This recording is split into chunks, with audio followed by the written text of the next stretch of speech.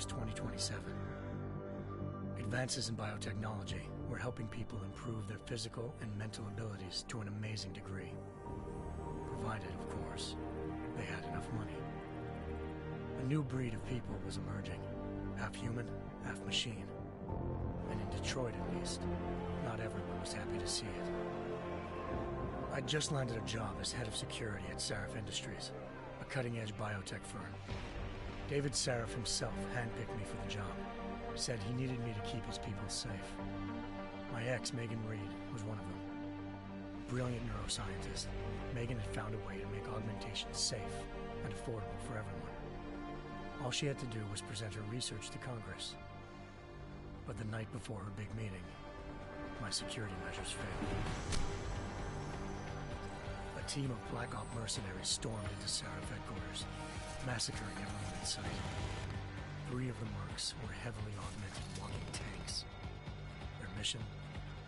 Take out Megan and her team. I tried to stop them, but their leader tossed me through a plate glass wall. Last thing I heard as his bullets slammed into my brain was Megan's dying scream. I should have died with her. Only I didn't. High-end military-grade enhancements saved my life. The best augmentation Sarif's money could buy. It took me half a year to get a feel for her. Should have taken longer. But 6 months into my recovery, Sarif Industries was attacked again. This time, by a radical group of pro-human purists. Violent, militant, and fanatically opposed to human augmentation.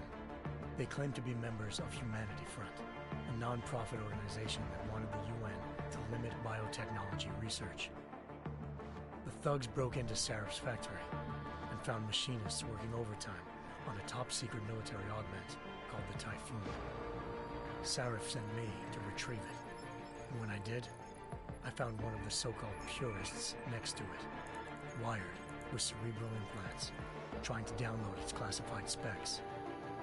Obviously, something more was going on. The AUG killed himself before I could question him. Sarif ordered me to dig deeper, so with the help of Frank Pritchard, Sarif's head of cybersecurity, I did. Turns out a second hacker had been controlling the AUG's actions from somewhere off-site. Pritchard and I tracked his signal to a secret FEMA internment camp in Detroit. The Black Op mercenaries were there. The same mercs who'd left me for dead 6 months before. Figured they'd try again when they saw me. It wasn't so easy for them this time. I took out the tank named Barrett, even got him to give me a new lead. A penthouse apartment in China. Of course, we both knew it would be a trap in the end.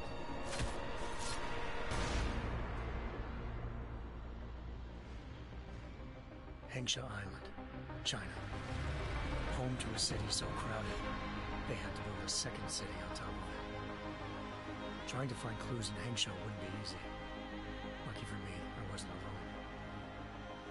Farida Malik, Sarif Industries' ace pilot, had lived in Hengsha before. A good person to have on your side. She knew enough about the place to get me around. Malik dropped me in the lower city, close to the penthouse Barrett had told me about. Bell Tower Associates, a private security firm under contract to the Chinese government, had agents tossing the suite when I arrived. Just not for the reason I'd been expecting. Turns out the man who lived there was a criminal hacker named Van Bruggen. The same hacker who'd been remotely controlling the AUG in Sarif's factory. Van Bruggen's panicked decision to force the man to commit suicide had been a mistake. Now his mercenary partners were gunning for him, and I needed to find him before they did. Locating Van Bruggen meant playing nice with the Triads, Hengsha's organized crime lords. They had the hacker holed up inside a low-rent capsule hotel. By the time I found him, Van Bruggen had no qualms giving up the woman who hired him. Zhao Yunru, president of the Taiyang Medical Corporation. According to Van Bruggen, Zhao wanted to monopolize the augmentation industry and had hired Black Op mercenaries to destabilize her competition. Sarif Industries was at the top of her list. To prove this, I needed to get inside TYM and grab a surveillance hologram off a server. I suspected Van Bruggen was hiding something when he told me this, but nothing could have prepared me for what I saw. Megan wasn't dead. She and her 4 best researchers had been kidnapped, spirited away somewhere while their kidnappers made it look like they were dead. Desperate to learn more, I confronted Zhao in her penthouse. She claimed to be a pawn in a bigger plan, and hinted at a group so powerful it controlled global interests at a whim. Then she slipped into a panic room and hit the alarm, forcing me to make a very quick exit.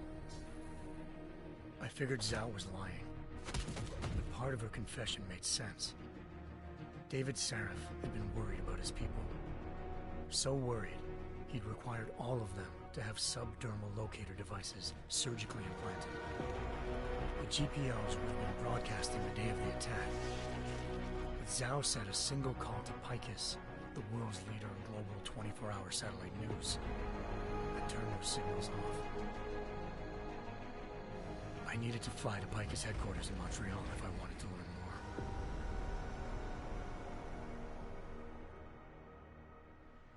Eliza Cassan, Picus Communications' First Lady of News. Malik thought I was reaching when I told her Eliza was involved in this. The world's most famous news anchor, working with a mercenary hit squad. But when I confronted Cassan in her office, she freely admitted to jamming Detroit's satellites the night Megan's team had been taken. Said she's just been following her commands. I suspected she wanted to say more. But Black Op mercenaries showed up looking to shut us both down. And just like that, the Eliza I'd been talking to disappeared. The Mercs were led by an augmented killer I crossed paths with twice before, Fedorova, a woman who'd made silence her best friend. She waited for me to track Eliza's transmission to a secret server room underneath the Picus complex, then jumped me from behind. A deadly fight ensued. I made sure she never moved silently again. With Fedorova down and no one left to keep Eliza quiet, she reappeared. Turns out Picus's First Lady of News wasn't a lady at all. She was a sophisticated AI program, engineered to monitor data streams and control what people believed. Eliza told me the Mercs had brought in a Humanity Front doctor named Isaiah Sandoval to remove the scientist's implanted tracking devices while Detroit's satellites were down. She also told me to speak to David Sarif if I wanted to learn more. By the time Malik and I got back to Detroit, tensions between normal and augmented citizens had reached a flashpoint. Riots were breaking out in several cities, and the UN was being urged to intervene. Sarif was trying hard to convince Hugh Darrow, the inventor-turned-philanthropist who'd once been a leading proponent of enhancement technologies, to help stop a possible regulatory vote. Sarif had a lot riding on Darrow. Megan's discovery would have given millions of people the chance to evolve beyond their normal human abilities, and at the same time catapulted Sarif Industries to the top of the Fortune 500. According to Sarif, Megan's kidnappers knew this, and didn't want people evolving unless they controlled how it was done. He called his enemies Illuminati, and urged me to keep searching. Determined to do so, I tracked down Sandoval via America's most outspoken augmentation opponent, Bill Taggart, Sandoval's boss and founder of Humanity Front. Sandoval admitted to operating on Megan's team when I confronted him, but said he hadn't removed their GPLs. He'd merely switched them to a different frequency. Pritchard was able to trace one of the signals to China. Malik and I immediately took off in pursuit. Unfortunately, the Illuminati were one step ahead.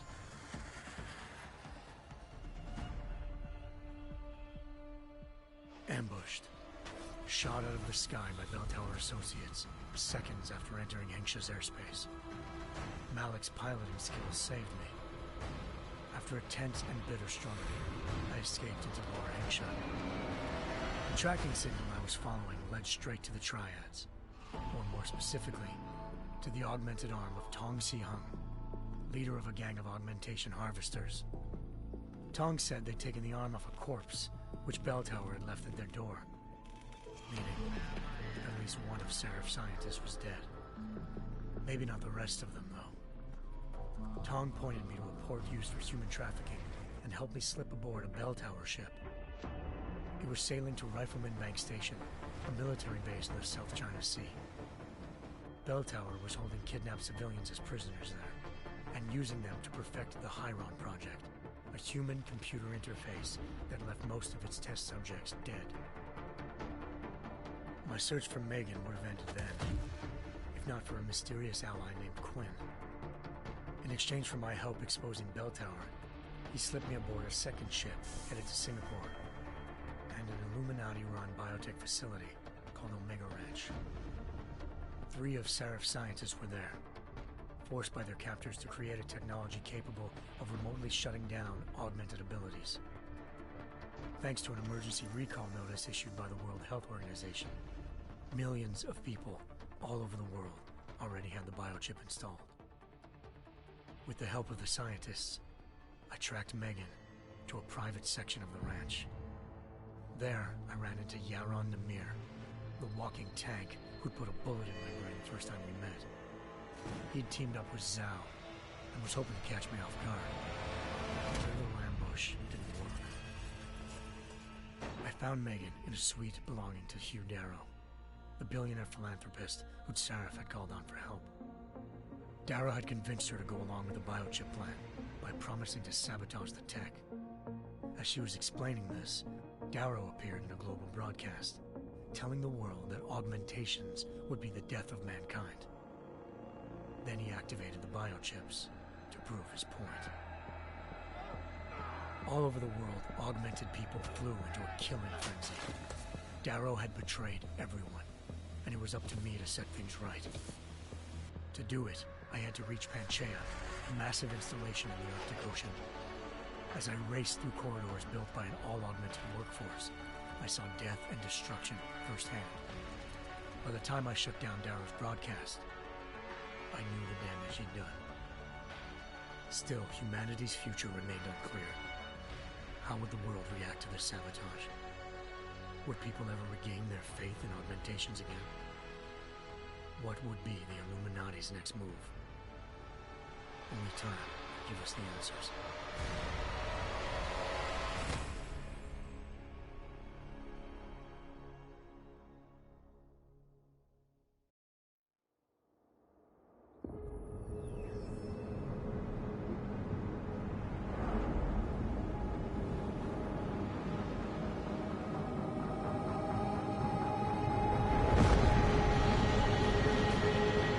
I once thought I could save the world.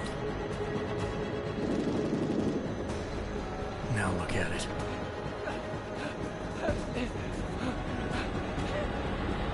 In yet another augmented terror attack, 251 passengers aboard sister airlines Flight 451 were killed when an augmented passenger broke into the plane's cockpit and ruthlessly butchered its flight crew.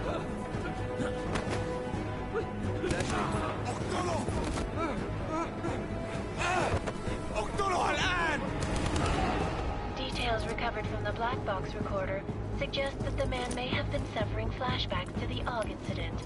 That horrible day 2 years ago when augmented people all over the world flew into a psychotic killing spree, causing the greatest loss of life in recent history. Sometimes, you just have to let go. And embrace what you've become. Not gonna go all wonky on us now, Hansa, are you? Well, if I do, McCready, I guarantee you'll never see it coming. Agent Jensen! Am I gonna have a problem with you? No, sir. No reason to assume you would. Good. Because you are the only augmented operative on this team, and I intend to make good use of you. Listen up, all of you. We got a sandstorm barreling down our ass and we can't afford to make mistakes. We're going after this man, an arms dealer named Shepard. He's ex-Bell Tower, one of the Special Forces commanders who disappeared during the incident. And he's come out of hiding? That cannot be good. It's not. He's selling weapons and military-grade augments to terrorists. This is Aran Singh, the undercover agent who lured Shepard out of his hole. Best you see Interpol's got. For 3 years he's worked hard to get in tight with the Jinn, an Iraqi smuggling cartel that's infected the Eastern Hemisphere like a plague. Last week, our arms dealer sent a message to the Jinn, offering to sell them a shitload of black market merchandise dirt cheap. They told Singh to handle the buy. They're not gonna like it when Interpol disrupts their party. Singh's cover really that good? It is right now. We need to keep it that way. This is where the deal's going down. A half-finished high-rise hotel that's been abandoned ever since the incident.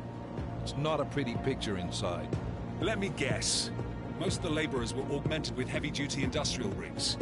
So when the incident hit, and they all went schizo, things got gruesome real fast. And no one, except for some homeless junkies, have been inside the place ever since. So what's the plan, Director? Singh's meeting Shepard on the ground floor, inside the hotel's main atrium. He sent the bulk of his Jinn crew to the penthouse levels to secure a vantage point. I want McCready's team to take up positions overlooking the atrium and make the arrest. Jensen, you're going in solo from the roof. My objectives? Keep the Jinn from joining the party. As far as we can tell, only one route connects the atrium to the penthouse level, a halfway decent elevator shaft. Here. I want you to block access to it. Fine. Just cut me loose. Do you plan on relying solely on your augments for this one? I'd recommend taking a little hardware, just to be sure.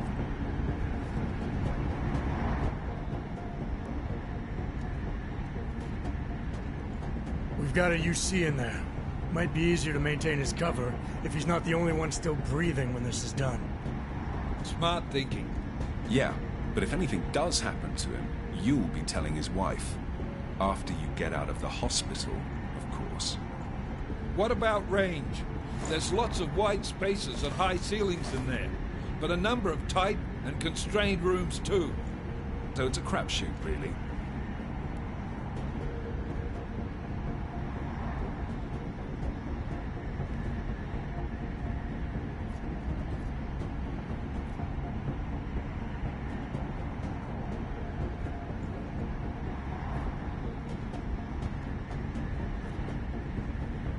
Well, I'm not looking to play dice with anyone in there.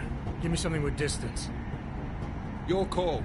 Less chance of being seen and compromising Singh that way. One last thing, Jensen. Singh said the Jinn are using some sort of portable Wi-Fi device to boost communications. He's got a better chance of maintaining cover if you disable it. Keep an eye out for it. But aren't we on the clock here? You said there's a sandstorm moving in. There is, and we got the intel on this mission at the very last minute, so we're scrambling a little. If it comes to it, your #1 priority is keeping the Jinn out of that atrium. Copy that. Time to put away your heavy thoughts, gentlemen. We're approaching the target building. You're up first, Jensen. Let's do this. Task Force action. This is Knife Leader. Engage Hush drives and descend to Angels 1-5.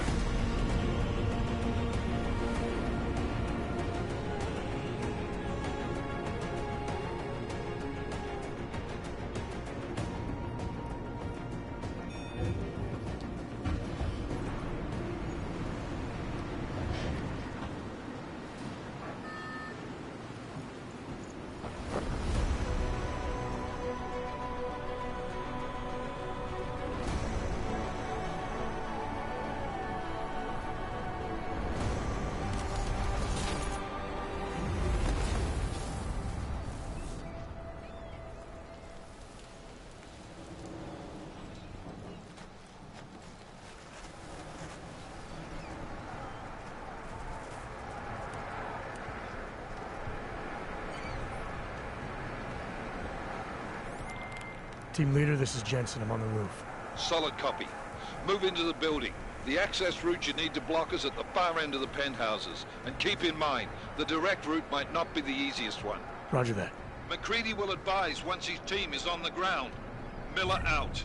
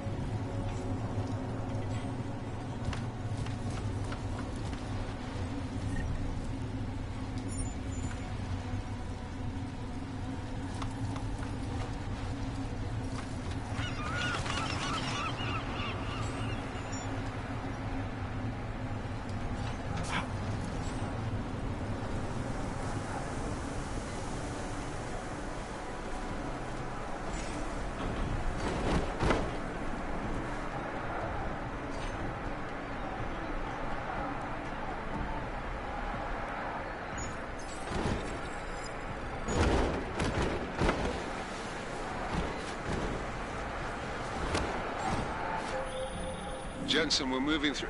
Oh, fuck! What's wrong? The Jinn have got a few Jennies up and running. We're gonna have to hack keypads. Should enjoy it, McCready. They have colors and shapes. Just remember, red means bad. Fuck you.